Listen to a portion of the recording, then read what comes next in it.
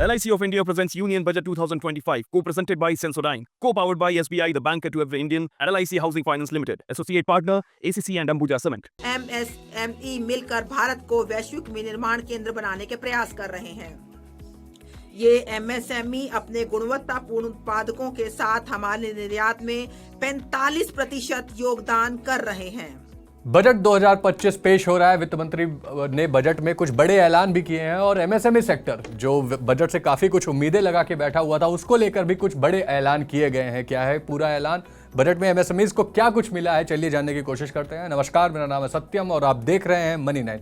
सबसे पहले समझते हैं कि एमएसएमईज की बजट से उम्मीदें क्या थी। तो आपको बता दें कि एमएसएमई देश का एक अहम सेक्टर है, क्योंकि ये जीडीपी का लगभग 30% हिस्सा रिप्रेजेंट करता है। तकरीबन 11 करोड़ लोगों को एमएसएमईज में रोजगार मिलता रहता है और ये एक्सपोर्ट में एमएसएमईज तकरीबन 45% का कंट्रीब्यूशन भी करते हैं।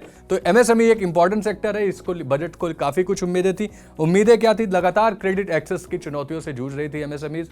जो लोन ये अप्लाई करते थे उसके तहत एमएसएमईज को महज 10% से भी कम एमएसएमईज को लोन मिल पाता था। इसको लेकर एक बड़ा अपडेट आया है। वित्त मंत्री ने इस बजट में ऐलान किया है कि एमएसएमईज के लिए क्रेडिट गारंटी कवर को 5 करोड़ से बढ़ाकर 10 करोड़ कर दिया गया है। उसके अलावा स्टार्टअप्स के लिए 10 करोड़ से 20 करोड़ तक का कर दिया गया है क्रेडिट गारंटी कवर। यहीं पर इसके साथ ही 27 फोकस अरेज, जो लगातार प्रायोरिटी सेक्टर लेंडिंग की बात हो रही थी, उसको लेकर भी फोकस किया गया है कि 27 सेक्टर्स इसमें ऐड किए जाएंगे। अभी तक सबसे बड़ा जो प्रायोरिटी सेक्टर लेंडिंग है उसमें एग्रीकल्चर का हिस्सा था, लेकिन अब वहां पर भी एमएसएमईज का कंट्रीब्यूशन बढ़ता हुआ हम देख सकते हैं आने वाले समय में।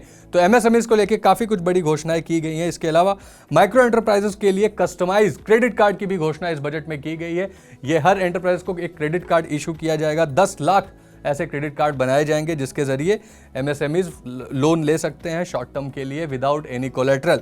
एमएसएमईज की एक और बड़ी चुनौती थी सिंपल टैक्स स्ट्रक्चर की। इसके अलावा जो वो इन्वेस्ट करते हैं अपने इंफ्रास्ट्रक्चर में, उस पर उन्हें टैक्स में रिबेट दी जाए। हालांकि उस पर अभी तक कोई अपडेट नहीं आई है, लेकिन हम इंडस्ट्री के एक्सपर्ट से भी जानने की कोशिश करेंगे अब थोड़ी देर में ही कि एमएसएमईज को लेके क्या उनकी डिमांड्स को लेके ये कदम जो उठाए गए हैं वो कितने अहम हैं।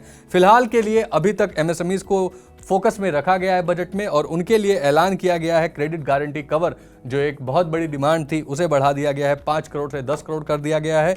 स्टार्टअप्स के लिए 10 से 20 करोड़ किया गया है और 27 फोकस सेक्टर इसके दायरे में होंगे, यानी कि प्रायोरिटी सेक्टर लेंडिंग में भी इसको इंक्लूड किया गया है।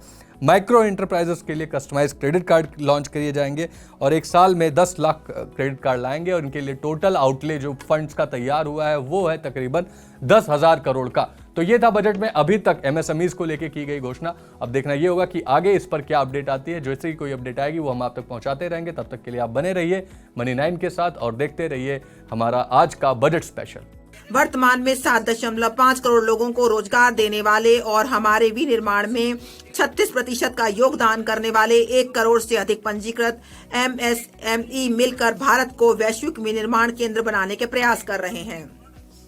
ये एमएसएमई अपने गुणवत्तापूर्ण उत्पादकों के साथ हमारे निर्यात में 45% योगदान कर रहे हैं।